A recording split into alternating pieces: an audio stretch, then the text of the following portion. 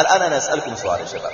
الآن لما واحد يكون عنده بلوتوث مقطع محرم خليع في جهازه معه وينظر إليه، هو ماذا يستفيد؟ ماذا يستفيد؟ يستمتع، صح؟ يستمتع، يعني لماذا نكذب على بعض؟ الآن لما تنظر إلى مقطع خليع في جهازك أنت تستمتع، لذلك أنت تفعله مع أنه محرم. لكن لما تعطي هذا المقطع لغيرك لينظر إليه أنت ماذا تستفيد؟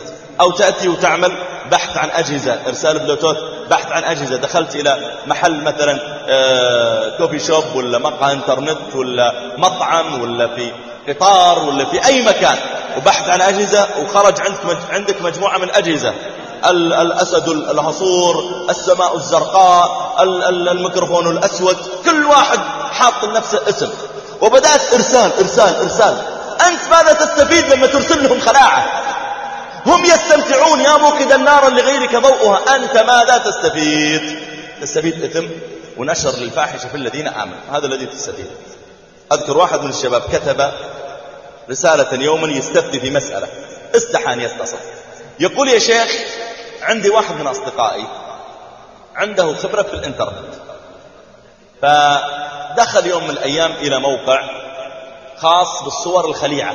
هذا الموقع تشترك $500 لمدة 5 سنوات، يرسلون إليك في كل أسبوع إلى بريدك الإلكتروني الإيميل، يرسلون إليه ملف فيه مجموعة من الصور كذا، كفار وفجار ويريدون أن يعني يتكسبوا.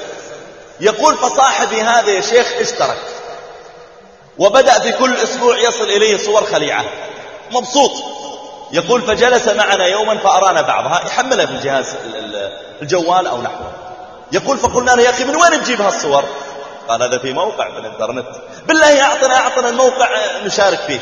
قال لا ريحوا نفسكم، ما يحتاج تخسرون أنفسكم مالا. قالوا لا نبغى ننبسط. قال طيب أعطوني إيميلاتكم، أنا أضعها عندي مجموعة جروب في الإيميل عندي، وأبرمج أنه يوصل الملف يرسل إليكم مباشرة. طيب ماذا تستفيد؟ كذا إفساد. ما هو إبليس لما طرده رب العالمين من رحمته وقال له وأن عليك اللعنة إلى يوم الدين، إيش قال إبليس؟ هل قال يا ربي أستغفرك وأتوب إليك خلاص بسجد لآدم بأسجد؟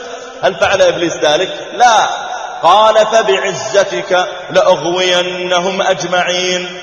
زي ما أنا يا ربي عصيت سأجعل الناس يعصون مثلي. هذا إبليس.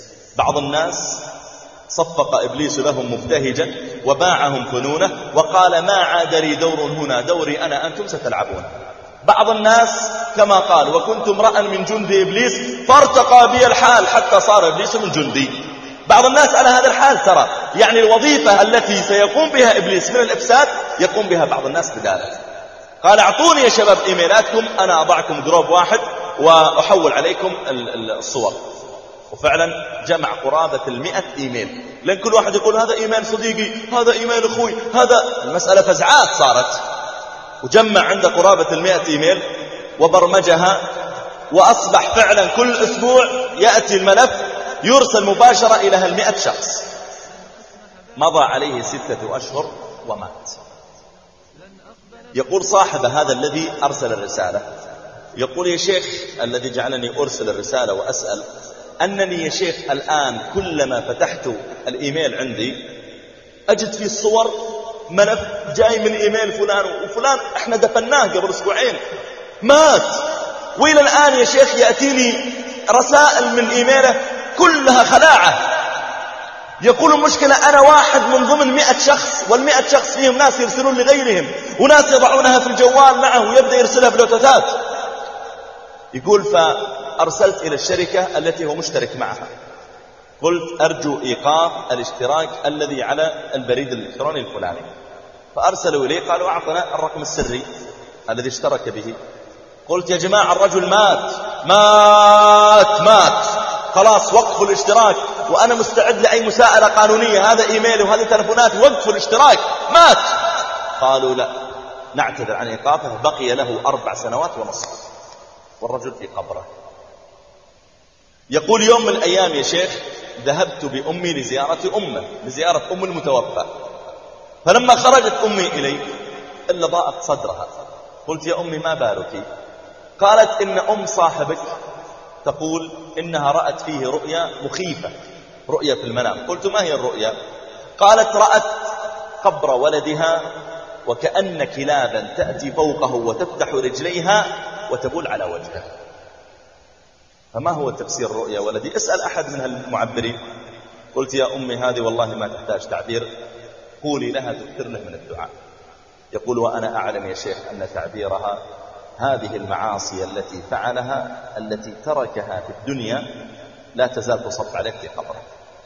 من الناس من يموت وتموت معه سيئاته، ومن الناس من يموت وتبقى سيئاته حية تصب عليه، مثل ما قال الله إنا نحن نحيي الموتى ونكتب ما قدموا، نكتب أعمالهم التي قدموها قبل موتهم وآثارهم، نكتب آثارهم التي تركوها لا تزال تصب عليهم.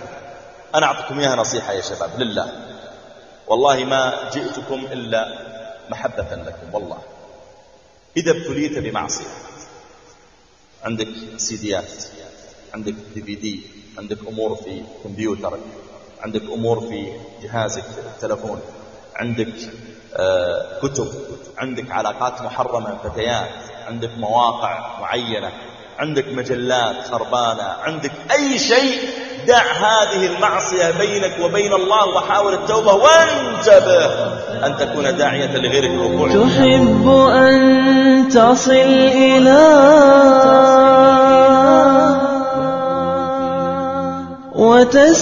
وتستحي ممن سواه، تهيم في ليل الهوى، يا بؤس من أرضى هواه، كم ليلة قضيتها في زلة. قدمت لكم هذه المادة من فريق جوال